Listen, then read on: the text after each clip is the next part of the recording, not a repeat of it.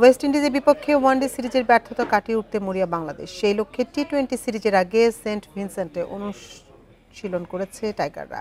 এই ফরম্যাটে উইন্ডিজ শক্তিশালী হলেও নিজেদের দুর্বল ভাবার কারণ দেখেন না সৌম্য সরকার। দলীয় পারফরম্যান্সে ক্যারিবীয়দের হারানো সম্ভব বলছেন তিনি।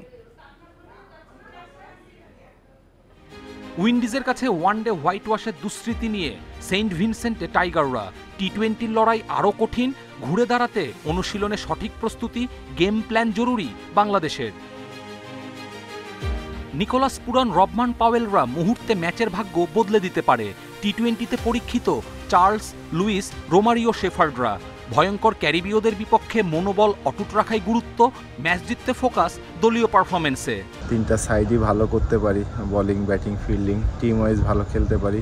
আমরা আশা করি যে তাদেরকে আমরা আরামসে বিট করতে পারবো এবং তারা টি-20তে ভালো টিম, ওদের থেকে মনোযোগ দিতে হবে। আমরা আমাদের বেস্টটা দেওয়ার চেষ্টা করলে আমরা ম্যাচ উইন করতে পারবো। ওয়ানডেতে রান তুলে আত্মবিশ্বাস বাড়িয়েছেন সৌম্য, তানজিদ, জাকেররা। যদিও নিয়মিত উইকেট তুলতে না পারার আক্ষেপও পুড়িয়েছে। টি-20তে বোলারদের কামব্যাকে তাকিয়ে সৌম্য।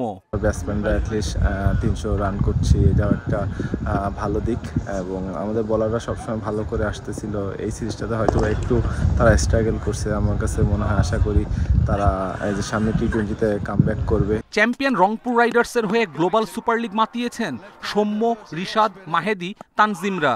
সেই অভিজ্ঞতা উইন্ডিজ সিরিজে কাজে লাগানোর প্রত্যয়।